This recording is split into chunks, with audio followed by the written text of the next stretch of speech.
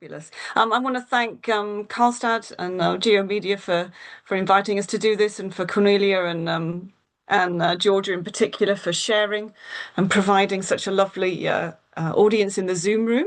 And I want to welcome our wonderful authors for our edited collection, Media Imaginaries, which is with Intellect Press. And I'm just going to ask our editors, my co-editors, to just say a little hello. So Simon. I've just turned my mic off, but yeah, hello everyone. Simon Dawes. Where are you coming from, Simon, today? I'm in Montpellier in the south of France today, so Wonderful. a little bit sunnier than usual. Fabulous. And Yoki, I don't know if you're set up and mic ready, but when you are, um, pop your camera on and mic and say hello when you're ready. And I would like to just say a few words about this edited collection, and then I'm going to just explain a little how we want to run the round table, and a little bit of sort of planning and the timeline for our session, which runs from 1 until 3. So we're delighted that we have edited this book, Media Imaginaries. We are very happy to be publishing with Intellect, and we argue that this edited collection is about Media Imaginaries as a tool for reflection. And we've asked all our authors to think about Media Imaginaries as this tool for reflection. And we're going to hear us from our authors today about the chapters that they've written, where they interpret Media Imaginaries in their own ways. We think Media Imaginaries are shapeshifters, and they take multiple forms as make-believe within storytelling, or as thinking outside the box, and as social practices. And we hope that our seminar today showcases the different types of scholarship from different regions, which think about Media Imaginaries not as any sort of fixed template or concept, but as this kind of reflective, generative idea. And we're interested in the way in this edited collection that imaginaries coexist within and as products of the dialectics of the real and the imaginary. And we want to kind of explore how media imaginaries are created, talked about, disliked, and disputed. We want to look at the stories and the myths and the facts and fictions regarding kind of media and different types of imaginaries. And different chapters in the book examine these imaginaries as multiform, providing space for dialogue on themes of the political social imaginaries, cultural technological imaginaries, and reflecting imaginaries. And I'm pleased to say that we have in the round table a selection of wonderful authors who are going to showcase these 3 different ways of thinking about imaginaries. And I've asked my wonderful co-editors, Simon and Yoke, to provide reflective comments on the authors' presentations. So we have 5 authors in the Zoom room today. We're waiting to see if Lisa joins us, but if she doesn't, then we still have 5 amazing presentations and authors to discuss their work. And first in that lineup, so we'll take 3 authors, Melissa, Magnus and Michael, and then we'll ask Simon and Yoke to provide reflective comments on their presentations, and then we'll take the final 2 presentations by Ian and Imke, who's joining us a little bit later after some teaching. And again, we'll ask for Simon and Yoke to provide some reflective comments, and then we'll open up to everyone in the Zoom room for comments and questions to all our wonderful authors. And we hope that will be a very nice dialogical space for us to think about media imaginaries. Hello, are you okay? Nice to see you. All right. That said, Melissa, why don't you start us off with your wonderful work? Great, thank you. Let me just get this all up and running again. Okay, and just get me out of the way. I usually have 2 screens. I'm not used to being on one screen. I'm based in Scotland, but I'm actually in Paris right now. So yeah. Okay. Should be all right. Okay, perfect. All right, so yeah, thanks everyone. Thanks for having me. I'm really excited to be part of this panel today and also part of the wider media collections book. I'm looking forward to reading everyone else's contributions. So my chapter is about possibility and emergence of an AI popular music imaginary. So I situate this within a wider context in which we are witnessing a lot of really big changes in the music industry at the moment. So in the article, I talk about key moments in recent years that have pushed the awareness of AI music and AI music tools into mainstream discourse through moments like the fake Drake, the wider AI coverage trend, especially on TikTok, and the emergence of virtual AI idols and singer-songwriters. I thought I'd just play a quick example. This is something that came out much later than the article, like the stuff I'm talking about the article, but just to show how AI music has been emerging since then. I'm classy. Look at sassy. I'm sassy. Don't forget it. I'm back in black. 네 입에서 내 이름이 나올 때 난 소름 돋아. Say I 내 이름을 더 크게 불러봐. 내가 불타오를 때 넌 걱정하지 마. Watch me burn, 눈부시게 shine. I love the way you make me feelin'. What? Listen, 난 팬이야. Build a baby, born a baddie. Meeting vibe. All right, it's a quick example of some AI idols that are coming out of South Korea at the moment. And I'll point to some newer examples kind of internationally at the end as well. But the reaction to these types of moments has been quite mixed, often follows wider myths and fears concerning generative AI, particularly as informed by popular media texts. And this mirrors historical reactions to music technologies like the drum machine, autotune, that typically challenged anthropocentric and agential notions of creativity. So I wanted to explore the concept of the imaginary within this emerging environment. How are people conceiving AI music and its wider technological capabilities? How might these perceptions and narratives be informed by those longer standing AI imaginaries and narratives? So my chapter explores this in some of the initial instances, some of the early AI music narratives, specifically looking at YouTube comments from 2022. And this period predates a lot of the current hype and offers a useful or even crucial starting point for understanding how social media plays a part in informing and developing this new imaginary. And I say new and old as in this is only 2 years ago or 3 years ago, but things develop so fast in this context. So to conceptualize this AI popular music imaginary, I drew from related imaginaries that have been more defined and established, such as socio-technical imaginary. So from this, I look at the way in which it frames the relationship between technological innovation and societal aspiration. It offers insight into how societies envision future technologies and actively shape policy and cultural shift based on those visions. From the AI imaginary, I looked particularly at the relationship between AI and media, focusing on AI narratives and perspectives and how they often rely on more sensationalist or dramatic tropes from things like science fiction, such as the killer robot or Terminator stories, instead of the mundane realities of typical AI use. From music imaginary, this has been less explored as any sort of cohesive, well-defined imaginary, but I did kind of look at how music imaginaries are often defined quite contextually, like music imaginaries is tied to geographic locations. My purpose in looking relationally at these existing narratives and imaginaries was through the theory that when people encounter these new instances of AI music, their existing, sometimes misinformed understandings of AI act as a cognitive schema or heuristic in the way that they then interpret and understand these new types of generative outputs and generative creativity. So my concern is that if this heuristic is being defined by sensationalism, it can have real world implications for people's understanding of technology and future potential restrictions or even regulations that could come out from those fears or myths and so on. So I analyzed just over 40,000 YouTube comments from 2022 on videos that were either providing sort of state of the field overviews or speculating about the future of AI music. And there was 3 main themes emerged that I discuss in the chapter, and I'll provide a brief overview here today as well. So issues of copyright, AI as a production tool, and also the anthropocentrism of creativity. So within the first one there, issues of copyright, and these are just some quotes from my data set.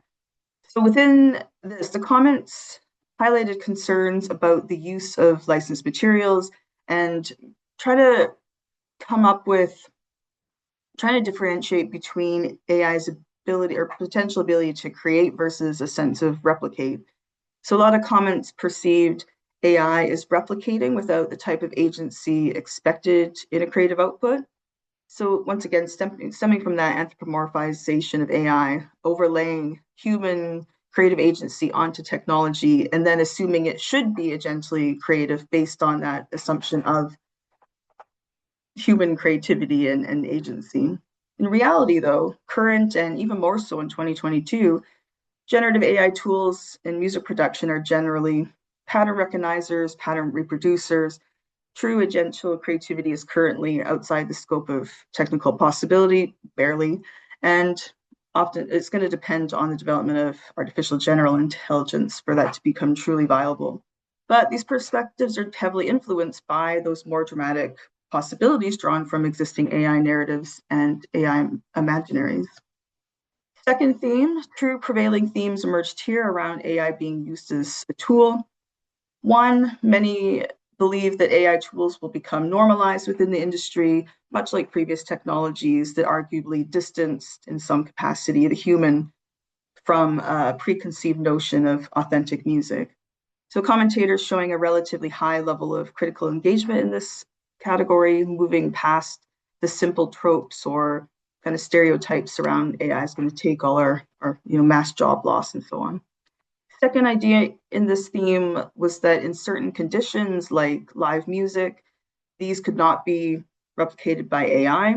And it really, I was seeing it was reflecting an ontological dichotomy in the data set, where on the one hand, we see a more transhumanistic view of AI as creative, a human creativity enhancing tool, while on the other, a more post-humanist sensibility affording agency only to humans, but with the potential as AI being used as a co-creation tool for music production. And then finally, the anthropocentrism and creativity. This is by far the most dominant theme in the discourse, focusing on that relationship between creativity, musicality, and something that was considered to be innately human. And within this theme, three sub-themes. We've got one around emotional connection.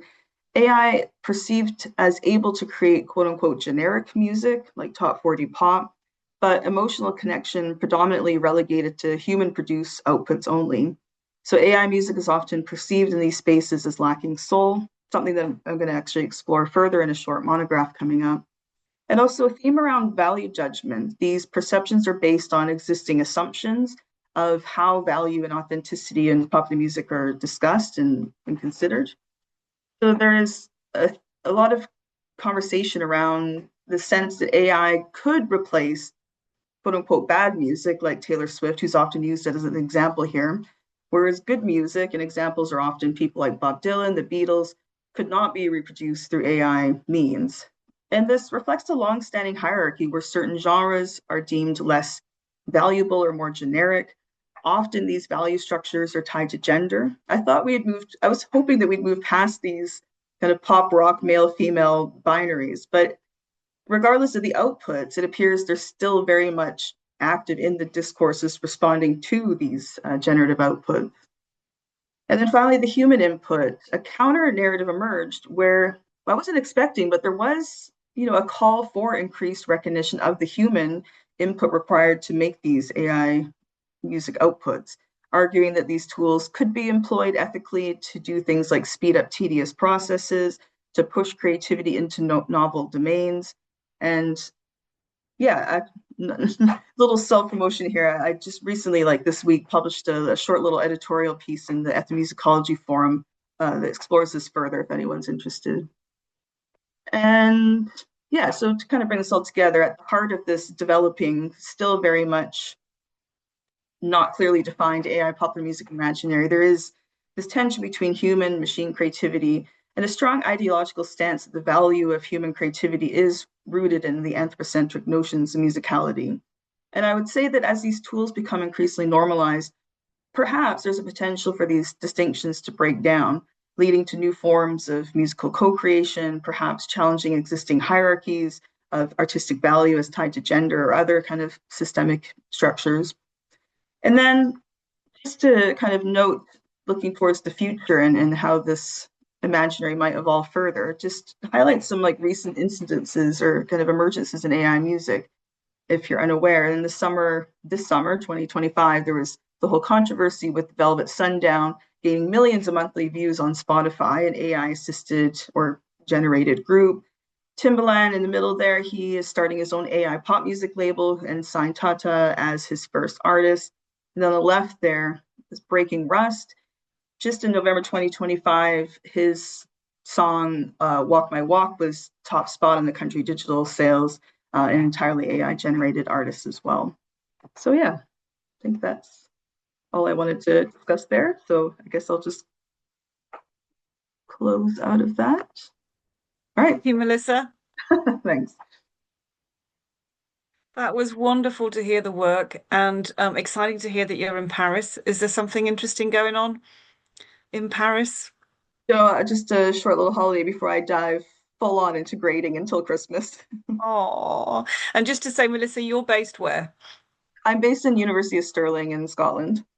Wonderful. So if anyone wants to reach out to Melissa, you can do so. Thank you. That was a wonderful presentation and on time.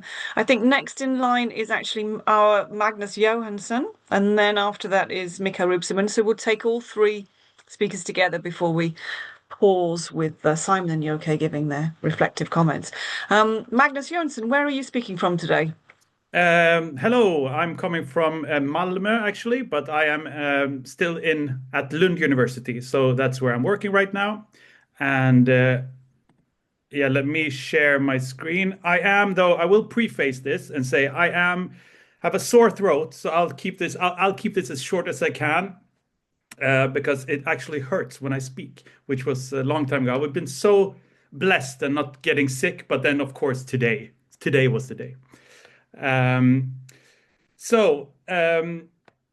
This is my chapter for this book is called Like Unfulfilling Work, Swedish Parents' Everyday Life, and the Media Imaginary Around Screen Time. And Like Unfulfilling Work came from one of my fathers that I interviewed for my study. Not my father, but a father I interviewed for my dissertation, which was kind of this metaphor. He had all these metaphors all the time, and I like this, like unfulfilling work. Like he always tries to work this kind of screen time in everyday family life, which is my point. It's like work for these parents, which I'll come back to. But I thought that metaphor was very nice and very like telling as a chapter title. Okay. So my chapter is based on semi-structured interviews with a total of 34 parents based on work done for my dissertation, which is now done and finished and approved and everything. So not a bit more a PhD student waiting for those last credits, but I would say I'm soon done. Which is called Parenting in Screen Times, Negotiations, Practices, and Everyday Family Life. And Media Imaginary, as Chambers describes it in her book from 2016, is actually one of the frameworks that I used for my dissertation. But in the end, I took it out and used it for this chapter instead, because it became this one more layer of a theory. So it was nice to just dive into this chapter and get to like dive into the Media Imaginary concept. What I like about Chambers, so why I find Chambers very useful in talking about parents and screen time in everyday life, is that she has this special focus on the domestic space, like in everyday life where media uses and meaning are. Let me just close this because now I can't see the text. Where media uses potential and meaning is negotiated and imagined. And I like the concept of negotiations because that's what happens in these parents' family lives. So I'm investigating screen time, and it is a controversial subject. It is not.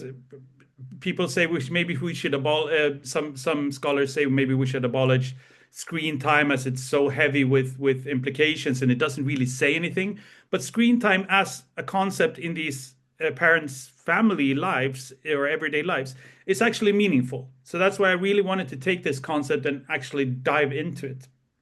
And my whole chapter is about how the screen time is understood by parents in their everyday life as part of these family negotiations and practices, their experiences from a very subjective standpoint. And I didn't have a research question in, but it's how is screen time constituted through parental negotiations as a medium imaginary? Could use this as a tentative kind of entry point into this chapter. And it is a very subjective understanding of screen time. However, it is a problematic concept in a wider perspective, but I wanted to really understand how these parents experience screen time as a concept, as a phenomenon. So that's the background with the methods and material and framework.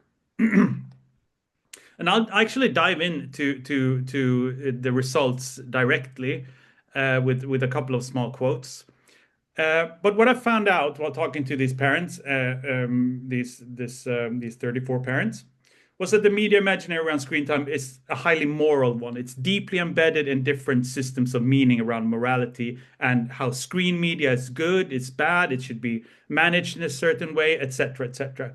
That might not be revolutionary, but it's kind of this reproduction that the parents do that says a lot of how they imagine screen time as a phenomenon connected to screen technologies, media, and everyday life. And for most of these parents, this was ambivalent. So there wasn't this ambivalence, that a balancing act between not wanting to scare your children. They didn't want to just force these bad, that screen media was bad onto their children with all these negative connotations. They wanted to try to make them accept media and screen time as an embedded part of daily life. Still, almost all of them expressed screen time as problematic. They negotiated this as values in which they were reproducing like wider imaginaries around this concept that we can see in different kinds of discourses, debates, etc., recommendations from different state institutions, etc. And these were often imaginaries around media technology and harm. So this ambivalence as screen media or screen time as troublesome, creating distance between family members, excessive, was still part of just trying to live your life. These two things stood against each other in some ways. And this kind of contesting, contesting imaginaries and contesting ontological imaginaries, that screen time is for these parents a natural part of daily life, but it needs work. It needs routinization work. And that work is often unfulfilling, hence now I came back to the title of this paper or of this chapter. To be seen as this natural activity. And a lot of that was about devaluing screen time, trying to make it something that was more routine, much more in line with brushing your teeth, eating dinner, sleeping, etc., putting your shoes on in the morning. But it was still a disturbance, which parents really fight to manage and control. And this kind of paradox or ambivalence was always in their negotiations when I was talking to them. And understanding this on improvisational quality, I like Sean Morse talks about the everyday as an improvisational quality, and fluidity, as my parents maybe, or as those parents I interviewed talk about it as everyday as fluid. And not every day is the same, although it's kind of this mundaneness that still is the same, is to understand these moral issues. So understanding this fluidity of everyday life is to understand these issues around screen time. And the imaginaries part then, well, this is of course about the imaginaries, but it becomes very ingrained with ideals for these parents around screen time, how media should be used in family life. And this is also in David Morgan's talking about family practices as something you do. He also talks about imaginary family practices, which is a nice way of kind of fusing this media imaginaries with more sociological theory about practices. So it's not just what they think about, it's also what they do or what they think they should do. And this becomes very complex quickly. But parents relate to all these norms while still trying to just simply navigate their lives. They're simply trying to live their lives. And how do they do that with this very burdening phenomena always present in their life? Well, this is a danger of creating feelings of shame, inadequacy as a parent, feeling as a bad parent. This creates suspicion towards others that feel more capable to handle screen time. One of the fathers says, "My image is a very academic and correct home that can be that way, that can handle screen time in the way, for example, recommendations from state institutions say that this is how you should handle screen time in your family life. You should restrict for young children 0 screen time, 3 up, 1 hour maybe." And this creates a form of resistance for a lot of these parents, or for some of these parents. They actually try to resist this, what they call präktig in Swedish, goody two shoes, maybe it's a good explanation, but something they feel is very unearnest from other parents when they meet the parents who maybe brag a bit that for us it's no problem with screen time. We do this and we just do this and then it's no problem. And many parents feel that this kind of is not it's very disearnest or unearnest. It's not an honest reflection of their family life. So it creates this kind of resistance towards other parents. And these are all moral. These are all based in morality. So morality, my final point, is that I think morality is a framework which is very crucial in understanding these, like parents' screen time in everyday family life, or parents and family life in general. Because it's all these negative connotations that are often just taken for granted. They're like what we imagine when we hear screen time just mentioned. And these relate to a wider and much more prevalent media imaginary around screen time in forms of medical, psychological perspectives that we hear in debates, around recommendations, around very people with a lot of resources to manage screen time, influencers, etc. So there's a class perspective, of course, which I don't dive into in the paper or in the chapter, but in my dissertation I do. So I'm not going into that. But that kind of creates this issue that we need to bring morality into the discussion and be courageous enough to talk about morality in these issues. I think that's my main point. Okay, thank you so much. Thank you very much, Magnus. Your voice held. It did, but barely. Barely. If you could just come out of your screen sharing. Let me see. There we go. Usually down the bottom there. That was wonderful. It was lovely to hear the work, and congratulations, Dr. Johansson. Thank you so much. It's just lovely to see that material come to fruition, and we get the best of it. You know, we got the best work from the thesis, not published in it, but in our book, which is brilliant. Thank you very much. Now I'll hand over to our third author, Imke Rübsamen, and in absent, but we're very much thinking of her, is Joanna Doona, the co-author. Where are you speaking to us today? Today I am speaking from Lund, Lund University, Sweden, which almost looks as nice as my background image over here. And today I'm going to be talking about the chapter Reaction Media Imaginaries that I co-wrote together with Dr. Joanna Doona, where we try to approach a few things that we have a mutual interest in. First of all, we have an interest in fandom and the becoming of fans. But we also share a mutual interest in reaction media. So in this chapter, we're trying to merge those two interests into something that hopefully brings a little bit of clarity on the need for community, how fans come together, and how reaction media can offer that. And let me see if I can just, yes. Reaction media is something I will talk a little bit further on in a minute, but this chapter really came about through two main observations that we wanted to explore. The first is that even though we do have a mediatized society today where we primarily have individualized media streams, the needs to socialize over content, negotiate what we've seen, and sort of share the experience is still constant, even though nobody else have the same appreciations for the things I find deep down in Netflix. I still have the need or the wants and the desire to share the experience and the glory of what you can find if you, for example, dive down deep into 1950s UK cinema and noir.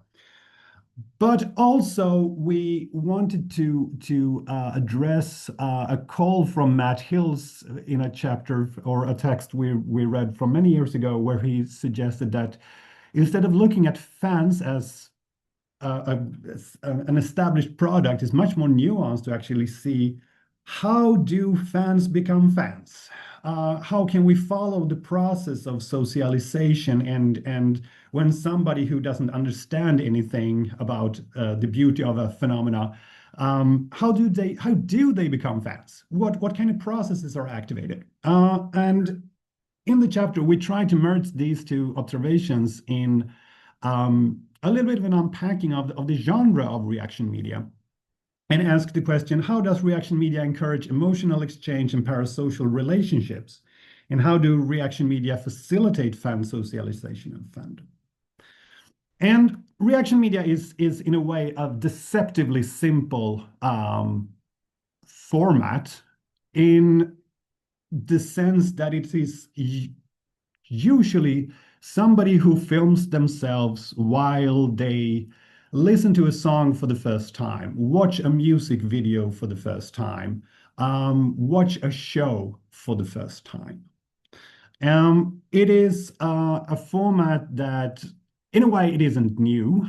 We can trace it as far back as 2007, where an internet meme called Two Girls in a Cup was very, very popular. I won't go into detail about what that was, but essentially it is the idea of filming yourself while you're consuming some kind of phenomena, and offering viewers to share that experience of seeing something for the first time. It really blew out of proportions, establishing itself as an own genre during the pandemic, but has since kept on establishing itself as a format for mutual a shared fandom, where there are now more or less professional reactors setting up YouTube channels where they view content, discuss it, and so forth, offering a platform for people to share the experience of music, love, and sort of for us to see the emergent fandom. And theoretically, we try to bring together Imaginaries, as discussed by Roland Barthes, with Benedict Anderson's Imagine Communities, while viewing the act of engaging with these media as a form of immersion, as discussed by Sarah Lynn Bowman, for example. Trying to use these different concepts as a way to discuss and see the becoming of a fan as a socialization process. And in order to do that, we chose to use a phenomenology process where the engagement with the product is of the real key here. That as Alfred Schütz in particular put it, try to break down the different processes of what is happening in our consumption process when we engage with these different types of cultural products. And we did that through looking at first the 4 dimensions of reactions, so we break this down into 4 basic dimensions where we first can observe what happens when the reactor is reacting to the text. How do they engage with the text? How do they emote? How do they perform the reaction? But also, how do they reflect during this consumption? How do they comment or do a play-by-play regarding their consumption, which allows us to also then see what kind of reaction do the viewer of the video give to the text, and how do they communicate this back towards the reactor, offering a nice set of levels to address these different types of issues. I will mention, and I hope this will come up in the questions, because as always, this is always a discussion regarding if this is a genuine or an authentic reaction or not. We'd be more than happy to discuss this, and I think I'm going to save that as a little bit of a teaser for the discussions later on. As we put it in the article, in the chapter, we would maintain that reaction media offers an ability to connect emotionality and intimacy politics and storytelling into a powerful invitation for socialization, and as such, an excellent area for studying the process of becoming a fan. Thank you so much.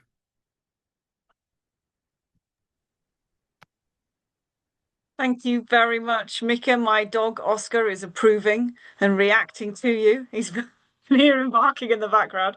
I know Mika has an amazing little dog. I'm sure he would react too. We'd have a little dog barking reaction video to your presentation as we go. I would like to thank you very much to our first 3 authors, and I'd like to hand over to Simon and Joke for some reflections and questions to our authors first. Who wants to go first, Simon or Joke?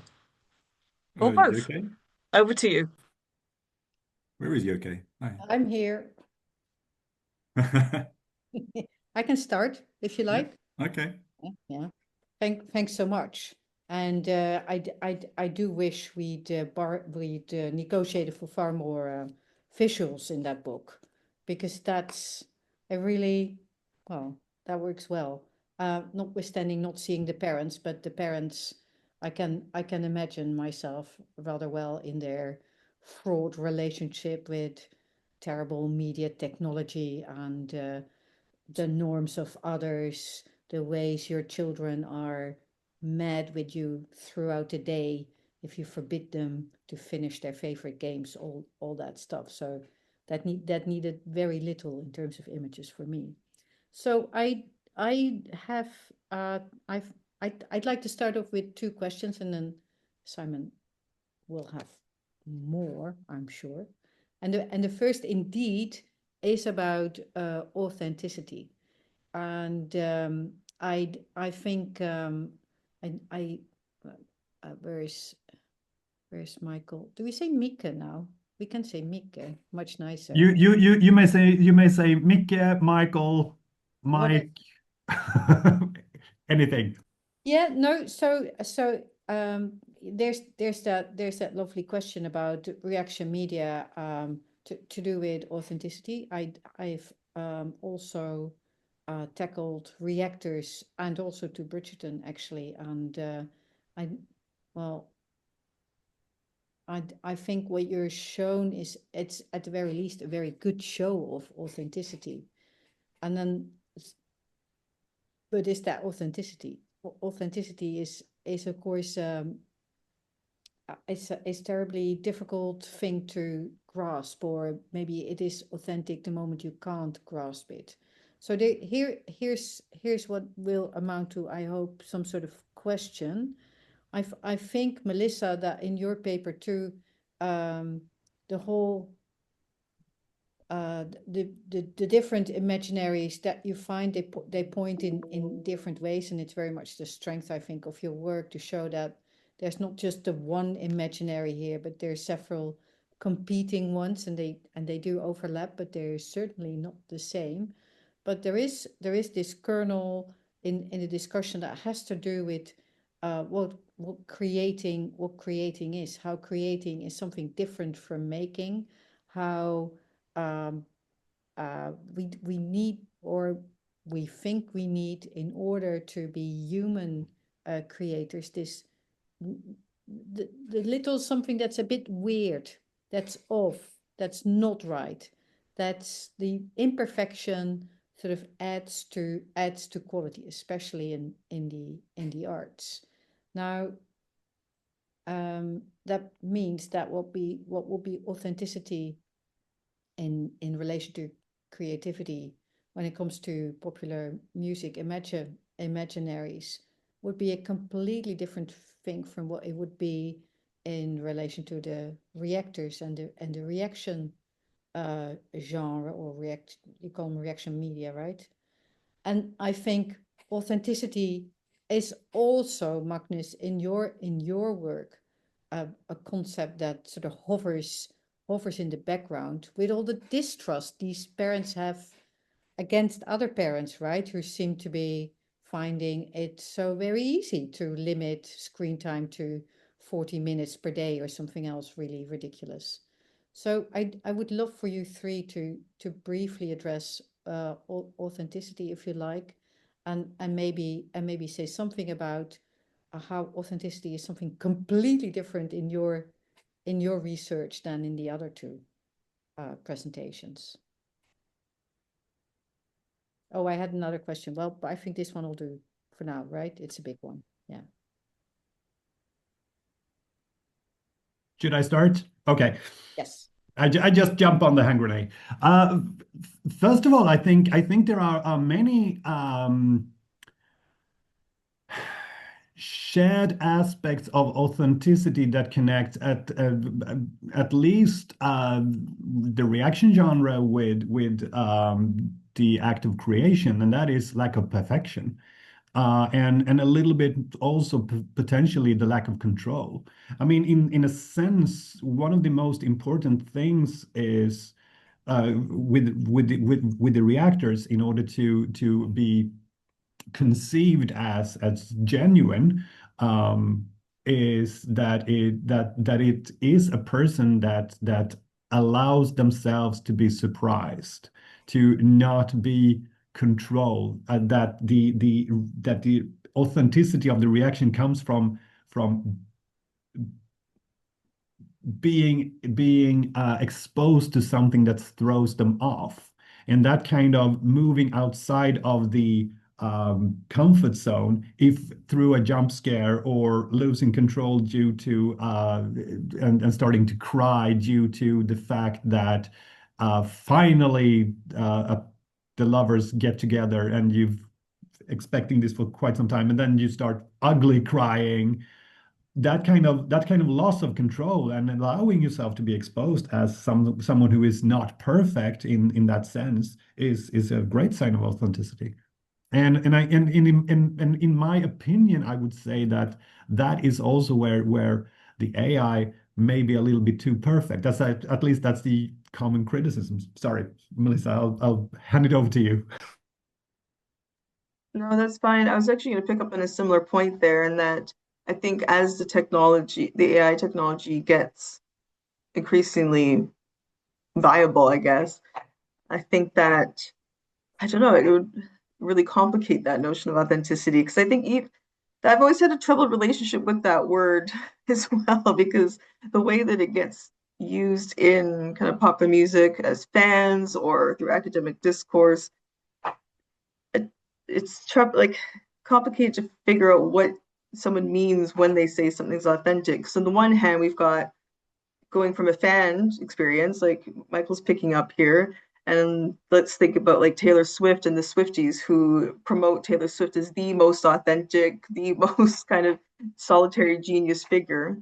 But then we see the discourse responding to these AI outputs saying, this is trash, this is inauthentic, it's just like Taylor Swift. So it's like authenticity for who's defining it and what concept. So it's a very kind of relational concept. So I think it's hard to kind of make any sort of general conclusions of how it exists within AI music, but maybe recognizing that it is a very context-driven concept and who's defining authenticity for them. But technology has always played a part in that as well. Like anytime we've got any sort of distance between this analog, I don't know, I don't even think we ever hold up like a purely analog version of music as truly authentic, but I think in these discussions that sense comes through, even though it's not something that would be part of a conversation outside of AI in the way that we discuss music.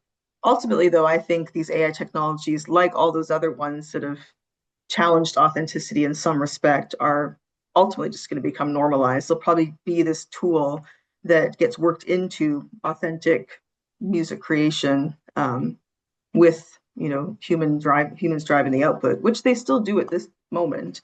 We don't have AI creating its own music yet. So, but yeah, I think like all the other technologies that come before it, it'll shift people's or communities' individual responses or understandings of authenticity in music, definitely. Sorry, it's a bit meandering. Maybe I'll pass it over to Magnus. Thank you so much. No, and for me, I haven't thought that much about it. I thought about authenticity in that kind of sense, but authenticity as a kind of a social norm is maybe more prevalent at my, like authenticity as something subjective. That it's not this kind of, we feel that this is like reaction videos, for example, but it's something that is very subjective to these parents, that they're thinking about like how I live my life. That's the authentic way to live, of course, and they're also displaying this authenticity to me, like epistemologically when I interview them. They're also trying to make them as honest as possible. So it's like twofold for me. And then trying to convey how their reality actually looks in relation to others. So it's so many different layers of authenticity in my case, and I haven't thought about it theoretically, for example, which is much more prevalent with Melissa. I think that kind of comes through, like especially with AI, of course. It's kind of a given, which is super interesting. But so it becomes this negotiable social norm, which you negotiate with yourself. You negotiate it in relation to others in your own family life. I feel these parents that are very honest and say our family life is chaotic.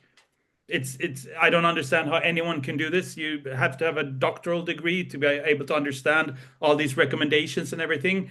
But that kind of authenticity that comes through is so diffuse and subjective, so it's very hard to pinpoint. But I think, Yoki, I'll take that as kind of a challenge. Maybe that's a framework that could be pursued, like in further research around this, because I think you're kind of raising interesting points, and it's not as given in my case maybe, but it's there. It's definitely there. Yeah.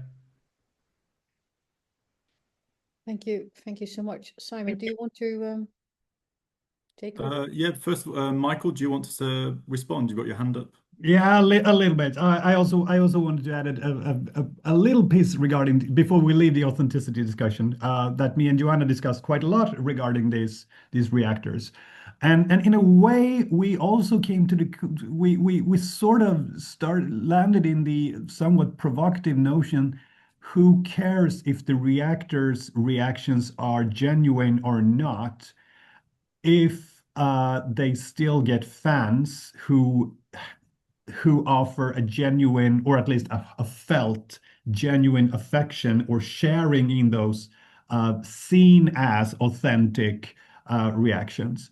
And this brings up the entire discussion regarding the parasociality. Regardless if the reactors are genuine or authentic in their affection for, or their emotional reactions or displays of reaction, but if they create a fandom who can relate to them as if it was authentic, maybe that is much more interesting and much more important to take away when looking at this as a culture or a cultural fandom. Okay, great. Well, thank you very much, everyone. So I've got a few small questions for each of the three participants, as well as a question for all three of you. So first of all, for Melissa, linked to what we've just been discussing about authenticity as well. So you mentioned the fact that some people say that AI music has no soul. So, I mean, obviously, there's lots of real music that doesn't have soul as well. So perhaps that's a problem if you like soul music, but less of a problem if you don't. So do you think that our definitions of authenticity are contextual as well in that sense, in terms of what kind of music we consider as good music or bad music? And I also wondered if you could say a bit more about what you said about transhuman and posthuman at one point, because that's obviously quite complex, but you just mentioned it very briefly. And in terms of the logic behind AI, to what extent is this kind of logic very similar to non-AI logics, in the sense of this capitalistic Silicon Valley kind of logic? Is it just capitalism, the same logic that drives the music industry globally anyway? Or is it possible to have a non-capitalistic version of AI music, for instance? And with Magnus, whenever I give a talk in Lund, Magnus is always there to ask me very hard questions that I can't answer. So I was trying to find a hard question, but I haven't got any. But very very easy ones. When you started off talking about work as a metaphor, but I was wondering if chore is a better one, because it's not paid work, or it's not a career or anything. Heaven forbid that would ever be a career for anyone. And also the idea of addiction. So you didn't really talk about addiction, but I mean, certainly in my house, that's the main word that springs to my mind when I'm arguing with my kids. And I was also thinking about, so I've done some other work recently on Bernard Stiegler's concept of the pharmacon. So the idea that something is good and bad at the same time. It's both poison and cure. But to what extent, when you're speaking to your parents about screen time, to what extent is it just something that's bad that we have to accept to an extent and we have to manage? Or to what extent are there actually good things about screen time as well? Are there any good things that people talk about? And Michael, so you mentioned emotions, these emotional reactions, but I was wondering to what extent are they always just emotional? Is it possible to have intellectual, rational reactions as well, or are they just about emotions? And you also talked about this idea of shifting your focus to look at how fans become fans. So this process of becoming, or a processual view of fans. Are you also interested in the idea of the extent to which this genre becomes a genre? Could you have a more processual view of this? Or just more generally, to what extent is it a genre in the same way that Westerns are a genre, or something like that? And then to finish, so I had a question for everyone really, which was linked to Bourdieu and the idea of cultural capital and things like this. So Melissa, you talked about effectively you're talking about high and low culture definitions, distinctions, and how these are often gendered and perhaps contextual in other ways. So to what extent is cultural capital a big factor in how we understand those things? Magnus, also, you mentioned how you've worked on the class perspective, but didn't have time to talk about it today or in the chapter. So perhaps you could say a bit more about that. And Michael as well. So to what extent is class and other such factors, to what extent are they helpful for understanding differences in these kind of things, and differences in how we understand their importance? And sorry, so just finish. One more thing I forgot to ask Magnus was about your focus on the family and the domestic setting. But I was thinking also, we all have this experience, I'm sure, of classroom settings.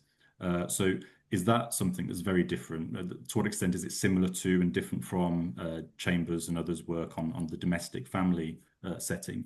Could we use the same kind of approach to looking at how we manage these things in the classroom? And to what extent is it completely different? Just quick, easy questions. Yeah. I guess I could start with a couple thoughts and kind of bringing some of those questions together that you had for myself around cultural capital and ideas of like good versus bad music and hierarchies and all that. And yeah, I think that's what makes this like quite complicated and difficult to kind of generalize because, you know, there's our tastes are so subjective, our definitions of authenticity are so subjective, but I do see like very specific themes in the discourse that exists online, but even then that's like self-selected who's commenting on these YouTube videos. And even in the space through, I mean, this is 2022, so it could be maybe wildly different now, but in that time period as well, the space to think about the gender distinctions as well, a hugely masculine space in YouTube of the people engaging in these conversations. I don't know about the commentators specifically. I can only go on their avatars and the names that they've kind of anonymized themselves with. But the videos that I was pulling from YouTube to analyze the comments of them, I think there was one female voice in 45 different videos. So that could have been informing how these kind of dichotomies play out as well. But I think it's important to look at those distinctions that are occurring in there because that conversation and those perspectives and those narratives, they ultimately feed into how the kind of mainstream public becomes informed on these emerging technologies. Because we do see, unfortunately, a lot of lazy journalism that just goes to social media to find the kind of vox pop, the kind of state of the conversation that then pulls that into a news source, legitimizes it in a certain way, and then that becomes the kind of imaginary or narrative that then ultimately forms wider conversations. So this is what I'm kind of discussing in my article, is that I think people are coming to AI music with their kind of sensational, often misinformed, media-driven perception of AI, taking those fears around job loss and inauthentic and inhuman kind of conversations that are occurring there and saying, well, I'm just going to apply it to music.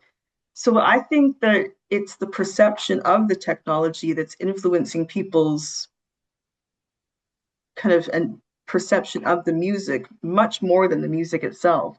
And I think with the Velvet Sundown popularity, you know, the millions of views that this group's getting online per month, like there's no way that those are just people there to check out the controversy. Like clearly people are emotionally engaging with this AI music.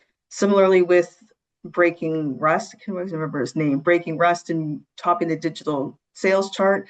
People are clearly engaging with this, whether or not they're knowledgeable if it's AI or not, because a lot of times Spotify just puts this music on people's AI playlists. But I think there is the capacity to emotionally engage with this. But once people find out that it's AI, that kind of clouds their perception of what they're listening to. It's like, well, my prior knowledge of AI is that it's inhuman and therefore lacks soul or lacks that emotion, the capacity to have emotional engagement. That'll now filter my experience of how I perceive this music and kind of switch perspectives and switch one's kind of knowledge, perception of soul, or however they want to define it. I can't remember your first question particularly, so I think I'm kind of gone off topic here, but maybe I'll like hand it over for other people to kind of weigh in and come back to my other questions. Thank you. And can I just ask for some quick responses to Simon's encyclopedic set of questions to you? Thank you, Melissa. Yeah, no problem. Well, I'll try to just do them very quickly, like a list. Chore, yes, I think that's a good idea. I think chore, for me as a non-English speaker, is very negatively connoted, like a connotation of like it's something you really don't want to do. Like work, I'm thinking more in the gender studies tradition of work. It's like it could be homework or working from home and stuff like that, labor, unpaid labor, for example. Because it's about also letting go. It's about not always controlling, because some of the work is also managing yourself not to like interrupting and just leaving it there, like devaluing screen time in some ways. So that is it's such a complex thing. And I think you're right. Maybe, I don't know, there is something there that might be able to be phrased better.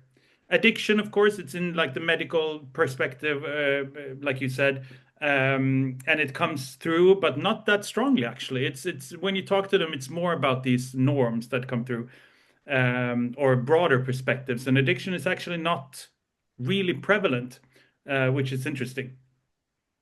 And I think you made a good example of this bad and good, and I have a pretty good example of that when it's good, it's from the perspective of the child. When they see the child is actually having a cozy time with the iPad in the sofa a Saturday morning, then that's kind of good. They feel good about that. They tell me that they shift the perspective. It's like, but he has cozy time. It's his cozy time. Of course, screen time is part of cozy time. I'm actually also writing a chapter with another colleague about cozy media in terms of screen time, when screen time can become something cozy. And I'm jumping over your question about classroom because I don't know, but it sounds really interesting. So I'm going to look into it. So good that you had a good hard question that I couldn't answer. Well done. And of course, cultural capital, yes. And that comes through what kind of families imagine, both through how they reproduce these discourses around recommendations, debates, and stuff like that, and how they themselves imagine what kind of family can actually live like this, can have this control, this management. And that's a family with a lot of resources. That's a middle-class family often, with a lot of time, a lot of energy. They don't need to skip work when their child is sick. They can stay at home because they can go work from home. It's not a single parent who works hours at the care home and have to work nights and stuff. So that kind of cultural capital definitely comes through, and it's very strong actually. And I bring that up in my dissertation more. Thank you for very interesting questions. I'll also start with saying thank you for those questions. In terms of emotional, this is one of the reasons why I think that Alfred Schütz is such an excellent theoretical framework, in the sense that a lot of his phenomenology or understanding of how we create knowledge or how we create experience is by first being in the world and perceiving it, and then by reflecting on our reaction to being in the world, we construct knowledge, which means that reaction isn't a purely emotional process. It might be more wise to consider it to be a more of a bodily reaction, which might entail both physical reactions, emotional reactions, and then in the process of reflecting upon it, which can be basically saying, whoa, I didn't expect that. Processes that are very close in time, but still distant from each other, which might incorporate many different layers, such as logical, rational, emotional, blending them all together. But by viewing it as distinct processes, what are you experiencing? What are you reacting to, and how do you reflect upon it? It allows us to sort of view what is happening in their being in the world. And then on the question, is this a genre that merges? I would say it already has. Right now, it is very important. It is very common to see people doing reaction interviews. Probably the most important one right now is Hot Ones, where people are being interviewed while eating spicy food. And spicy food of the kind where you almost cannot control your bodily functions, and your mind is going crazy because all you feel is stark raving pain, while somebody asks very, very intricate questions about your childhood, or just puppy videos where celebrities who are promoting a movie, a new television show, talk about things while cuddling with a puppy, and all of those goes into like throwing the control and emotional moorings of the situation a little bit overboard, and creating something that is unpredictable and slightly more interesting as a consequence. Finally, regarding cultural capital and class, one of the things that constantly surprises us when looking at different types of reactors is its lack of toxicity. It's very often a space where people are able to come together over age groups, class groups.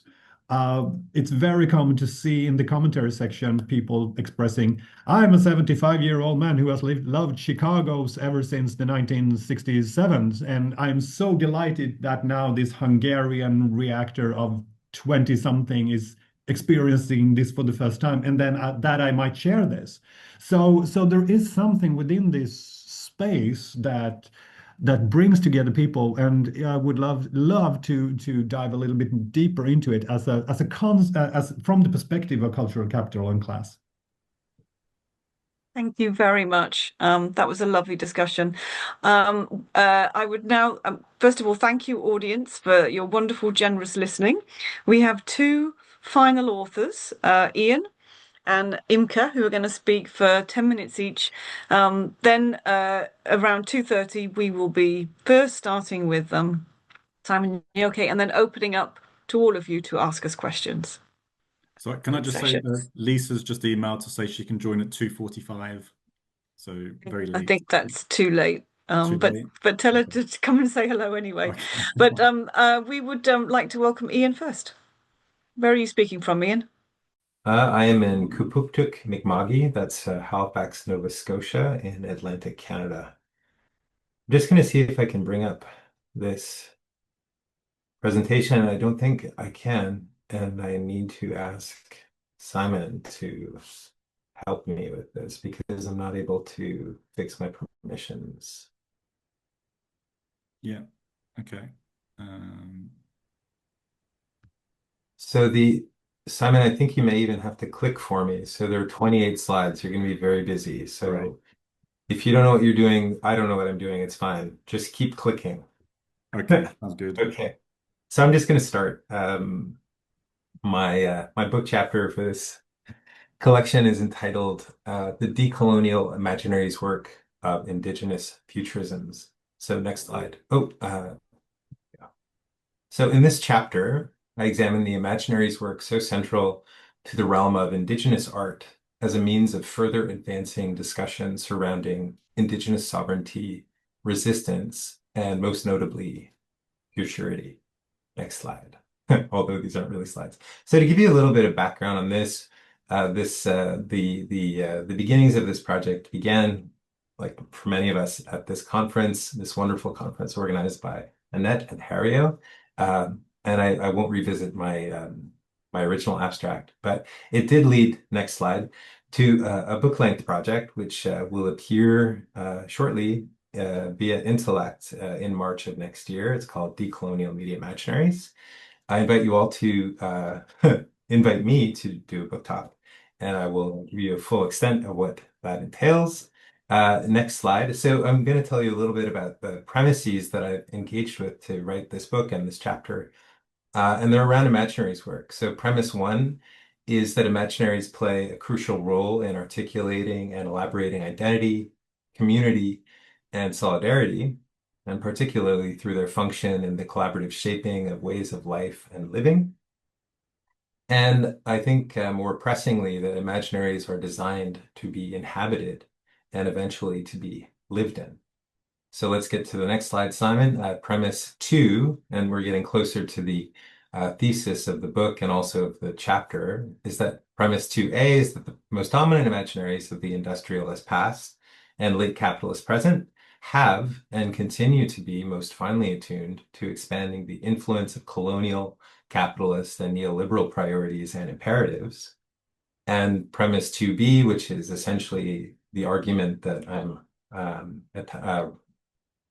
going to present to you, is that imaginaries, media imaginaries, can decenter enduring imaginaries rooted in colonial, capitalist, and neoliberal fantasies about what constitutes the good life in favor of centering decolonial imaginaries that redraw the lines of possibility surrounding emancipatory futures for human and more than human worlds. Next slide. So this is just chapter 6 of the book, which is, I guess, maybe chapter 12 of our collection, and I've given you the title. So we'll move on to the next slide, which is the 3 examples that are featured in this chapter. The work of Skawanati, a series, a machinima series titled Time Travel with TM. Beat on First Light, Lisa Jackson's virtual reality project, and Jennifer Wemigwan's 4directionsteachings.com, an Indigenous knowledge website. So those are the 3 that are featured in this chapter. We can go to the next slide. And the reason I invoke these is because they are art-based interventions that are truly exemplary examples of the kinds of genre busting and fearless experimentation needed for constructing decolonial futures. I'm referring to a passage by Victoria Bernal. And to do this, I want to rely on different kinds of imaginaries that are channeled through video simulations, virtual reality, and multimedia websites. Next slide. And for each of the 3 examples, each artist and project is deeply invested in cultivating imaginaries that draw from past, present, and future, so as to ensure that Indigenous histories, language, knowledge, culture, and imagination not only survive, but thrive into the future. And so to make sense of this, I want to go to my next slide, which will give you a little bit of the context for why this is so important. Imaginaries associated with the future are often distilled through a colonial, and we can also say a capitalist lens, deployed in the interests of shoring up settler colonial power structures and articulated through the ever ubiquitous trope of Indigenous peoples as always disappearing and vanishing. And so one of the things that I really foreground in this chapter is the imaginaries work before us, or the imaginaries work ahead, which is to replace settler colonial paradigms with Indigenous-led futurist imaginaries. Next slide. So to give you a sense of how this all shakes out, we need to think about and look at the long history of work around Indigenous futurisms. To do that, we could look at someone like Grace Dillon's anthology, in which she posits that future-oriented art is a vital framework for the continuation of Indigenous flourishing that both precedes and supersedes colonial histories. And for Dillon, Indigenous futurist art offers new ways of reading Indigenous ancient natures. So that's why that's so crucial.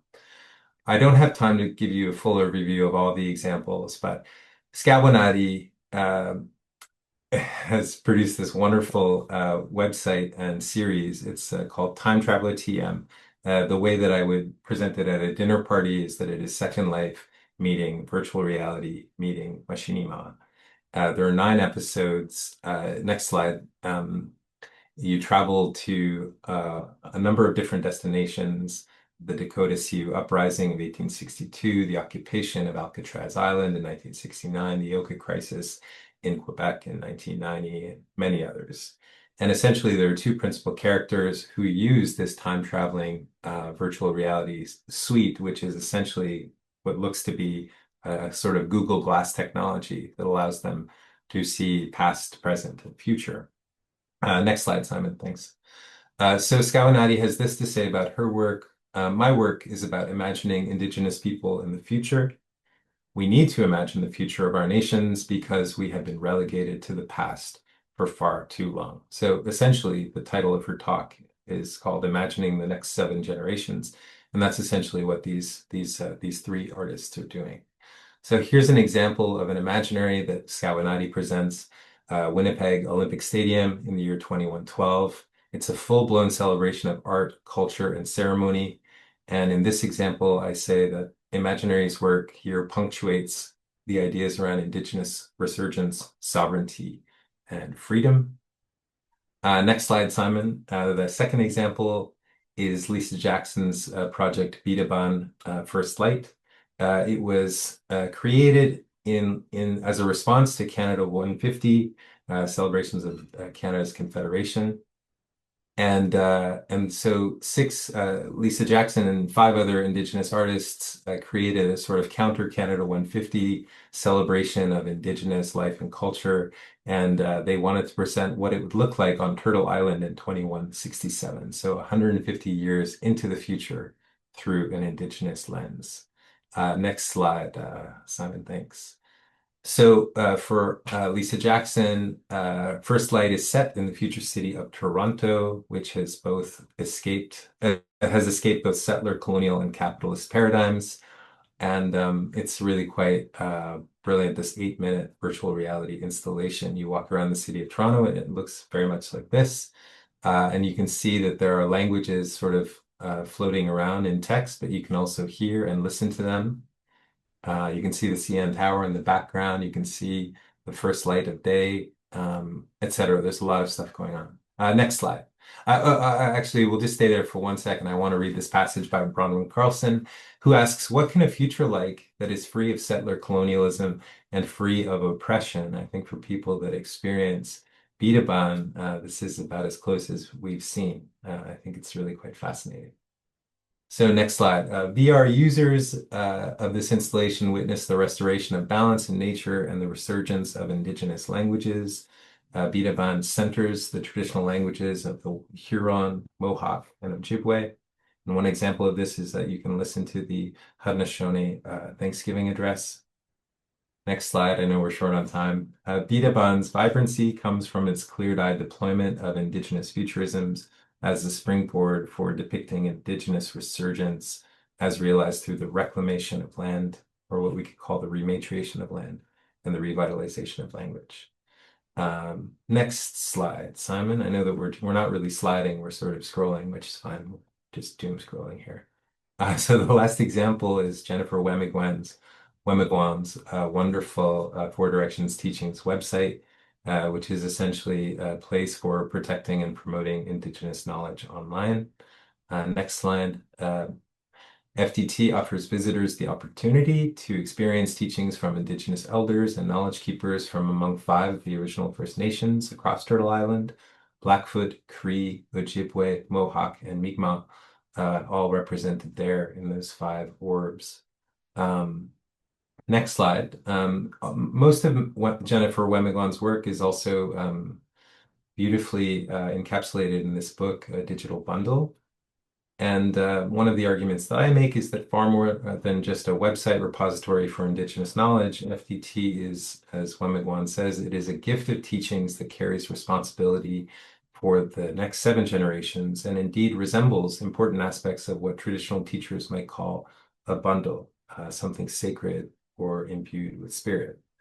And next slide, Simon, thank you. Indigenous Knowledge website's capacity to invite Indigenous visitors of the site to rediscover and reclaim knowledge that was previously forbidden by colonial powers is one of the really important features of Wemigwan's work, working with knowledge keepers and Indigenous elders.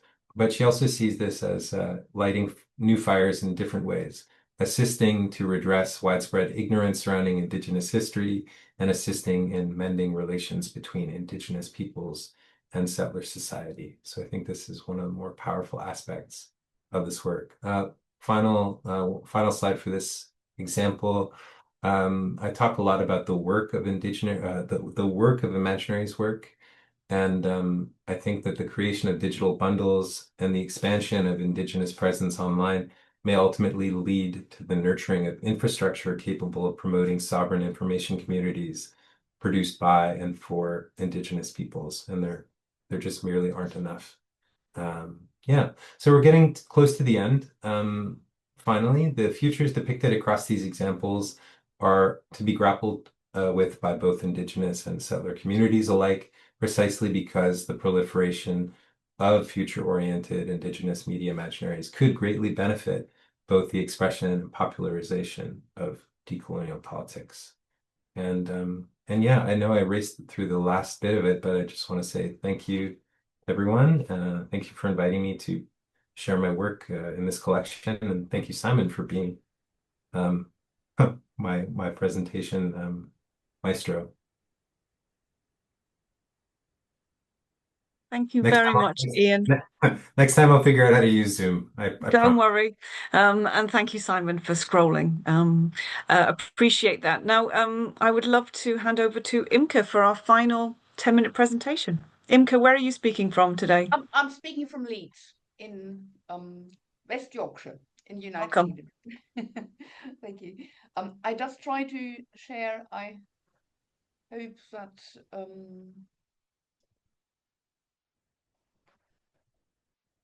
it should be this one. Can you see my screen? Okay.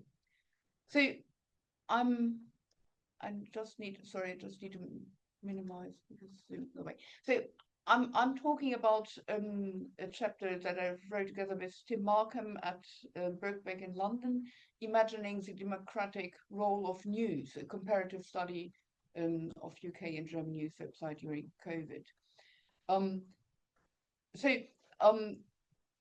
The starting point is really sorry, I need to figure out how to handle it. So the starting point is the now widespread folk theory of news, that news is indispensable and good for democracy. So it's basis of well-informed, rational decisions, as Habermas has outlined, and news is discussed as predominantly, therefore, as information, as Boskalski actually has criticized. In the wake of that, researchers recently focused on the pathologies of news, specifically in digital media landscapes. So looked at mis and disinformation, at news avoidance, at apathy towards news, a lack of common exposure to news, and fractured news environment. The tacit assumption is that it's always the more exposure to news, the better. And also that the mere exposure to and engagement with news is beneficial for democracy. And the other tacit assumption is also the slightly naive falling back in a way to older media theories of news as information, and really also the older theories of media effects, essentially as a hyperthermic needle theory, which strangely has become the tacit assumption of a lot of digital news research. So we were actually starting with the question, what does news actually look like if it seems to do everything right? So what works actually if it works? So if it's not pathologized. The case study is that we looked at elite news websites during COVID, elite really because they have been conceived as a positive model of healthy news, trustworthy, accurate, reliable. And COVID because it is a kind of well-defined shared experience, and at the same time a challenge to democracy as well as to news. And we looked at these different media systems, UK and Germany, because they are similar on the one hand, but also distinct in specific aspects. So as a kind of theoretical framework, how to approach that is really turning back towards considering news and communication beyond this naive transmission model of information that backs and goes back even later to the 1940s or 1950s. So James Carey obviously famously stated in this essay that communication is a symbolic process whereby reality is produced, maintained, repaired, and transformed. And starting from that, I move towards, or we move actually towards Anderson and Taylor to consider news as providing a social imaginary. So not just the information, but really being conducive for the social imaginary.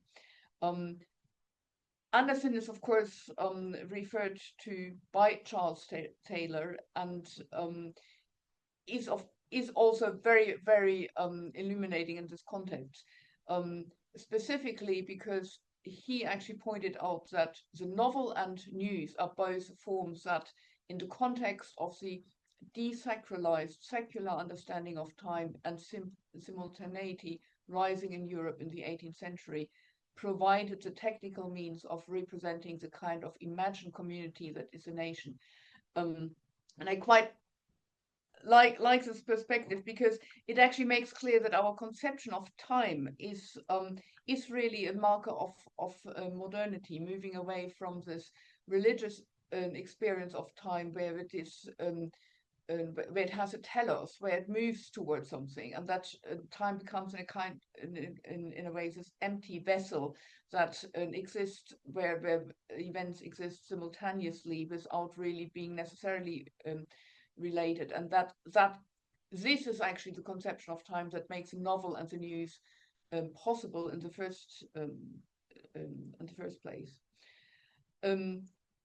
And Taylor starts with that and saying that the term of the social imaginary captures the process by which theories and the moral order move from being the niche concern of experts to becoming the integral, to the way our contemporaries imagine the society they inhabit and sustain. So this idea that the sphere essentially that is created by the novel into news, that was revolutionary and a niche concern initially, becomes how we understand the world, just as going without saying, or as Taylor says, something much broader and deeper than the intellectual schemes people may entertain, rather the ways in which they imagine their social existence, how they fit together with others, how things go on between them and their fellows, the expectations which are normally met, and the deeper normative notions and images which underlie these expectations. So this idea that the theory really drips down into our unquestioned in everyday existence and conceptions and perceptions of the world. Democracy and how Taylor theorizes this is very much such a social imaginary. As a social imaginary, it denotes the intuitive way through which we inhabit the moral order by which we live. The social imaginary is not the theory of the moral order, but emerges as the theory moves into the everyday normal. So it is assumed, it is the space in which we live. Democracy and democracy can very much be understood as a political and moral order of society. So that is really how democracy can be understood as a social imaginary.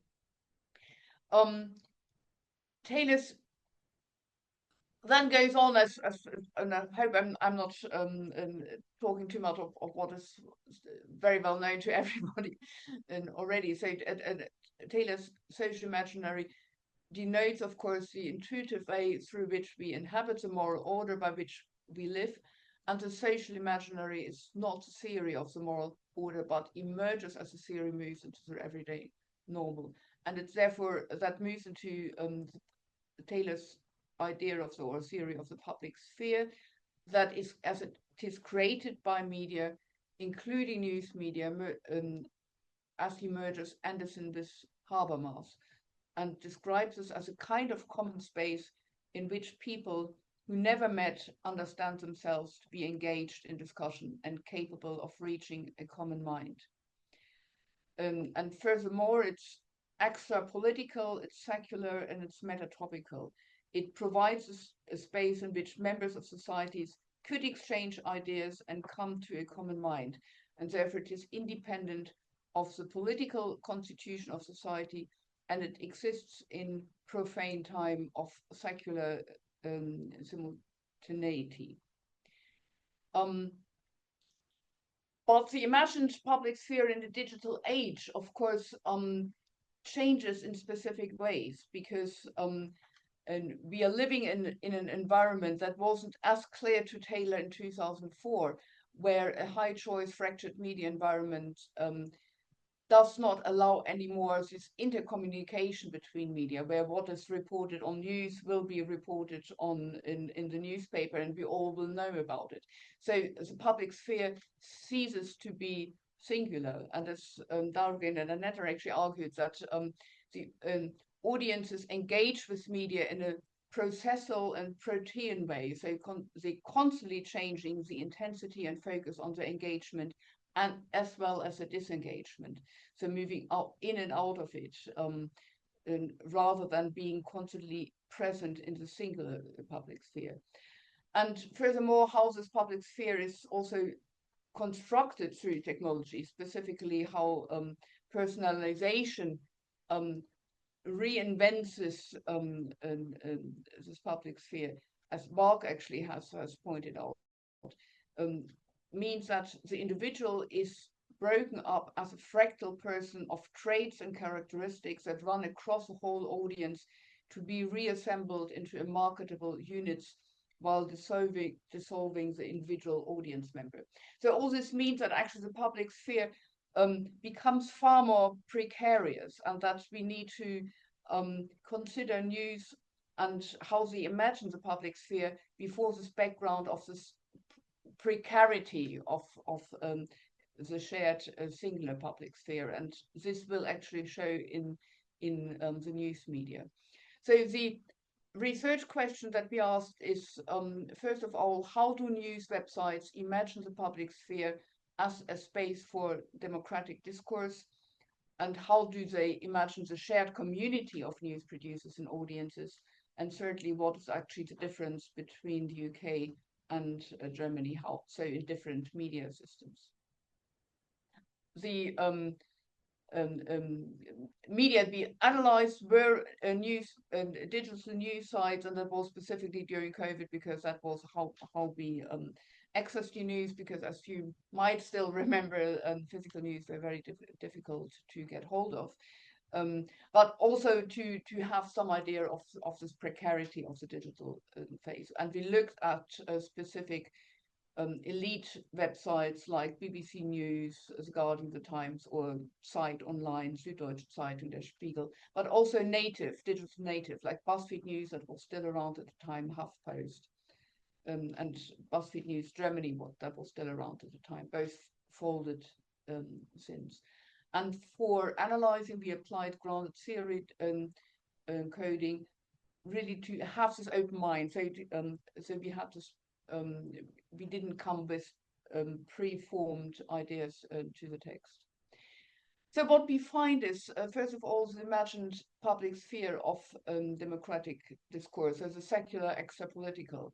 There is a specific temporal order that is also different in the UK and in Germany. So in UK, it is usually a meaningful succession of events that centers on the loss and restitution of an imagined normality, which is actually interesting, absent in the news text of the digital born news site. So this meaningful succession is really, there's always these kind of new normal that we are moving towards. So we have lost the normality of the past and living through this crisis times of COVID, and then we move into the new normality that is the promised land coming after. That is quite strongly present, at least in the mainstream news, but not interestingly in the digital news.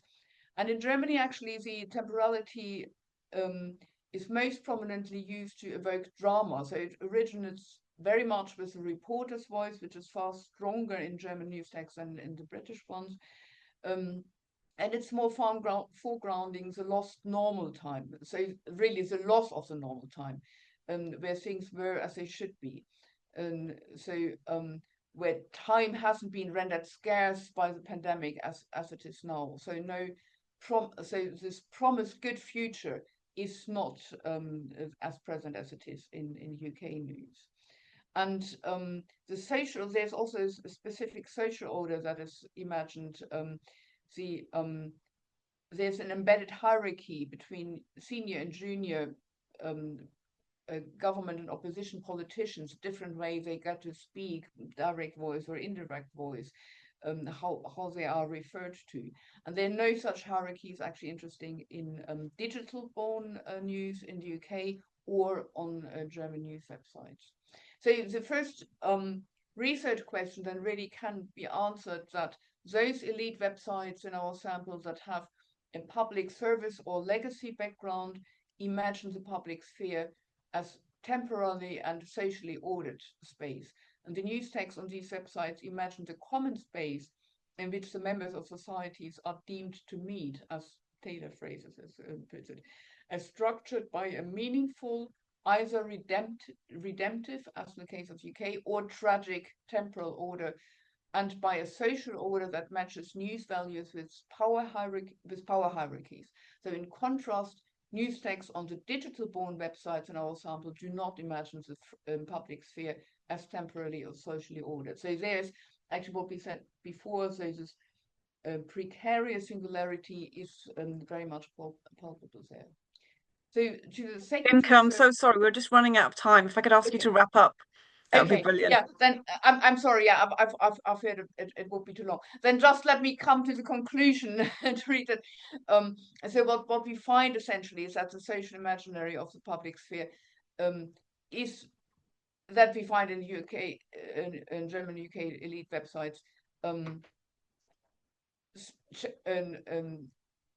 appears to be optimistic in the context of technological changes that actually rendered the shared media experience as uncertain. So of particular interest is indeed the BBC, so the public service broadcast that most of all has this kind of assuredness about the world's order, but they also in a way overplay their imagined community. It's much more fractarious really in the digital born news side. Okay, and I should wrap it up here. Sorry for overrunning. I should have had better timing. Thank you very much, Imke. Appreciate it. All right, what I would like to do is to invite our audience to raise your hands so I can make a list for questions. And then I would ask Joke and Simon to very briefly start us off in this discussion phase. We've got 19 minutes for discussion and you've been patiently listening. So we would love to see hands raised from audiences and authors, and I'll make an order. Shall I start off with an observation that you may want to comment on, Ian and Imke? How very interesting in these two presentations about from a maker perspective, if you will, rather than, let's say, an audience perspective, that we see the power of modernity, as it were, showcased, and that those speaking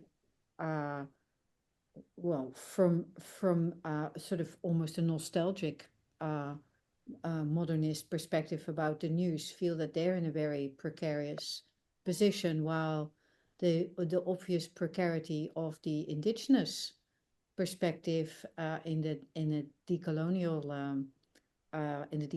imaginary that's being foregrounded in the work that Ian presented is so much more obvious. So there is. I think these two imaginaries have a sense of power relate to how we should think power. That is, they use the same tropes, and while they are in 180 degrees different. So I don't know if that does something for Ian. So if you'd like to respond, and Imke, I don't know whether that resonates with you, but I love the chapter, and I can see how you'd run out of time trying to summarize. Yeah, I don't know if I have anything to add to that, but I do appreciate the 180 degrees of it, and maybe Imke would like to respond. Yeah, it's difficult for me. So yeah, no, I like this 180 degrees as well. Really, two precarities at two opposite ends, which describes very well. I also quite like you're saying of nostalgic view, because I think that captures quite well possibly the BBC or possibly the kind of news media that really still try to imagine and say, behold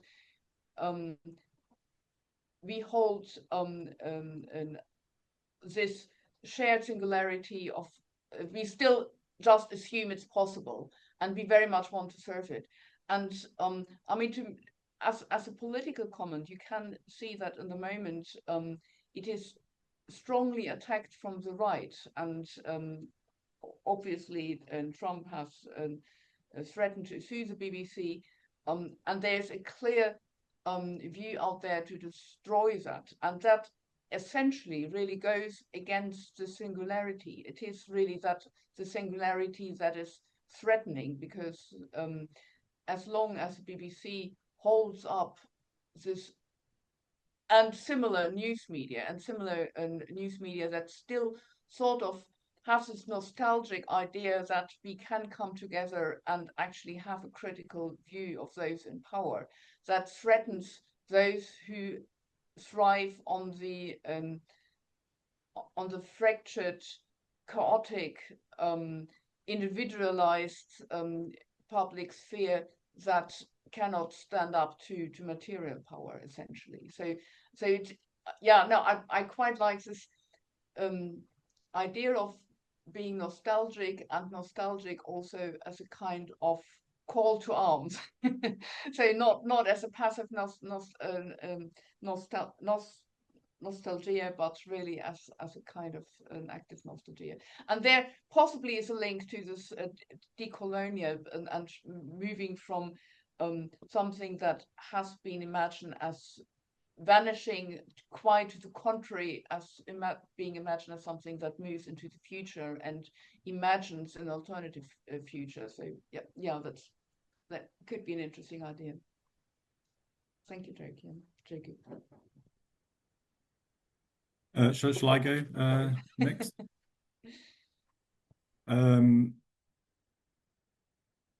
Okay.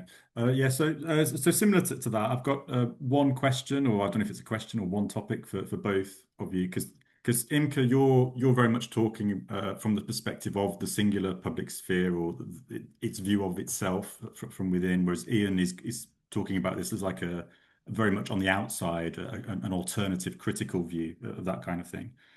And so Benedict Anderson talked about the importance of printing for the liberal imagined community, and Charles Taylor talked about the importance of the media, the public sphere, for the liberal social imaginary. This idea of the importance of news is very much from a liberal perspective, or to touch on Ian's paper, it's very much from a colonial perspective. So we've got different variations of how that public sphere sees itself in your paper, Imke. We've got the alternative in Ian's. But I was thinking about, with public sphere theory, the idea of having multiple public spheres and having them in dialogue with each other. Do we need to find a way of incorporating this critical view of how the news can also be bad for democracy, or within, is there a possibility of having this alternative view, but it's by Indigenous people for Indigenous people? Maybe there's no dialogue with the mainstream, that we should find a way of having dialogue between these various public spheres. So I don't really have a question, but it's a topic. Well, I just have a few thoughts that I wanted to add. I think that if you look at the three examples that I shared with everyone today, these are Indigenous artists and scholars who are very invested in producing by and for Indigenous peoples, but I also think that they're also interested in participating in reconciliation, and they also would like to find ways to illuminate and educate settlers to know more about Indigenous history, language, culture, and tradition. But ultimately, I think it's about Indigenous sovereignty, and I think that that's the starting point. But for example, if we take the example of Bidabaan First Light, which is set in Toronto, which is set 150 years in the future in Nathan Phillips Square, which is the center of political power in the city. When they launched this virtual reality program, they actually had it launch in Nathan Phillips Square. So all the visual and noise pollution going on, and people putting on headsets to see a dramatically different imaginary of that exact same space. So I feel like that is one way where different kinds of imaginaries and different kinds of peoples and communities can collide, but we can't always have a project of the significance of Bidabaan happen every day. We also can't have launches like this every day, but I do think there are moments that catch us and that have some real power, and they can hold audiences in a different way than just going through the city without really thinking about your environment and the histories or the futures that may be available to us. So yeah. Thanks, Simon. Yeah, thank you very, very much for this point. I think it's absolutely, of course, important to have a critical look at that of the mainstream media can be problematic, and the kind of power they hold, and also that they speak to a specific liberal perspective. I find it quite interesting this kind of how journalism studies as a discipline actually has evolved precisely to this question. So I mentioned this going back as the moment we start to the discipline turns towards digital news, going back to very early naive models of media effects. So this almost hypersemic ideal. But of course, journalism studies has been after that extremely not only have a wider view as James Carey, but also of course has been in the 70s and 80s very critical about the power media hold in an environment where the media were not fractured and actually were very much institutionalized in this singularity. So we have of course all these Herbert Guns and Turchman and Fairclough. So there's different ways of bad media, of course, Glasgow School investigations that very much criticized media for reproducing in hierarchies, for example, reproducing social orders and marginalizing people and so on, othering people. And I think what probably needs to be done is coming together to coming back to this critical views, and that is actually also what we found in our textual analysis, like the BBC, trying to bring the singular space, but also reproducing social hierarchies, reproducing a specific point of view, or in the German media, this kind of auctorial voice, which is also a kind of authoritarian voice, or at least it's this kind of paternalistic kind of voice that is there linked to the singularity. So I would by no means see these digital news that lose the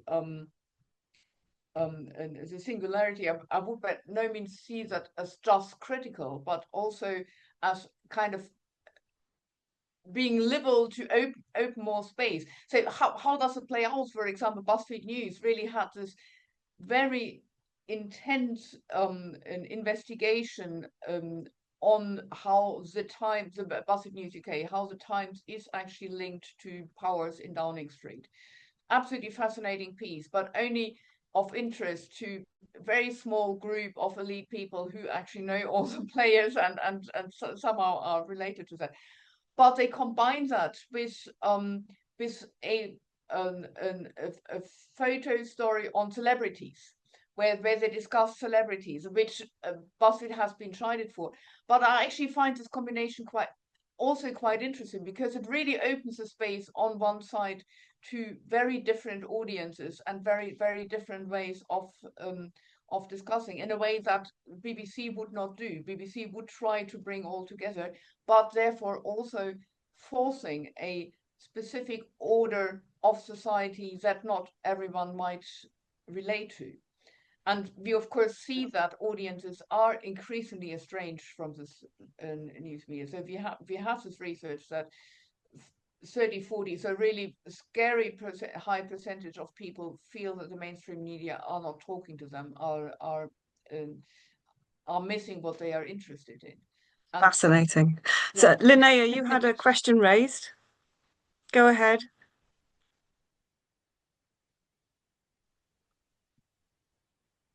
I managed to unmute myself. Can you hear me? Yeah, okay. So my question is all the way back to the beginning with the AI music. So this is like quite a shift from the conversation. And I tried to kind of write down. So Melissa, I was really intrigued by these sort of dehumanizing factors of the artist that you were talking about. And like the perfect example of how Taylor Swift, of course, can be reproduced because she's not an artist whose artistry presents the kind of outlook of a woman, but just being like an amalgam of girlhood, I guess. So I think it's introducing these like dehumanizing or doubting of humanity into the kind of position of the artist, which holds a really interesting tension because usually we need kind of intense political conflict for these dehumanizing things. We need war, of course, like genocide to really conclude some groups and people as non-human. But with like AI in the kind of digital landscape, this dehumanizing or like the doubting of the humanity of a subject is made really banal and mundane in a way that I think is very interesting. So here the artist plays an extra interesting role because they are kind of the oracles of humanity. I mean, they are truth seers and truth speakers, and they speak about that which is so deeply human that we kind of need art to express it. And when that position is kind of made out to be unhuman or dehumanized or doubted, I think, and that also kind of beautifully intersects with Michael's talk about people connecting over reaction videos and fandoms, because here we have the opposite, like encountering someone as very human online and bonding over shared meaningful experience. And I think that kind of goes beyond authenticity. It's more like a phenomenological level of being able to encounter each other as human in a very uncertain digital landscape. So my question, very long prologue, is that why your focus might be more on music. Did you consider the kind of specific position of the artist within like society and the implications of AI entering that kind of position? No, that's a really interesting reflection and question there. I didn't, not for this project, no, I didn't look more specifically at the artist, but I think, well, there's all these different ways that AI is being used as well. And I think that's part of the issue if we think about the AI music narratives, that they all become reduced to an assumption that when we talk about AI music, we only mean this kind of text to music outputs. Whereas that's why I was kind of happy to see some of the commentators being like, well, what about the human in this process? Because I think that's what's currently kind of lacking in, especially like general conversations about this, is that there is still so much human involvement and agency from the behind the scenes that's being either not discussed or kind of removed in the conversation, with the assumptions that someone has just pressed a button somewhere and this output has emerged. And I'm talking specifically about browser-based platformed AI music. That's kind of where I focused my attention. And it was really interesting to see in the AI covers trend and to bring it into like journalism as well.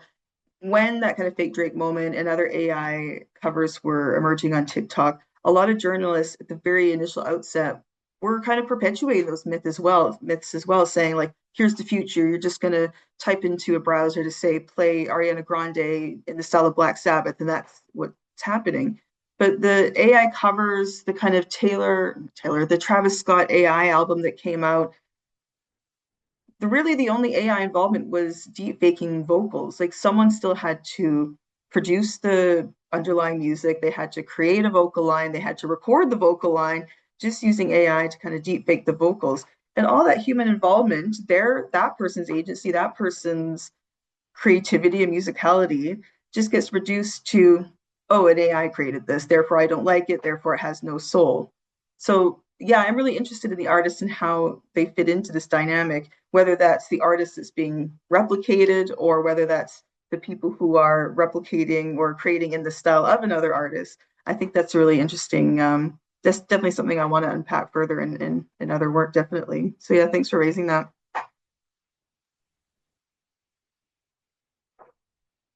You're muted, Annette. Yep, thanks. Thank you very much, Linnea.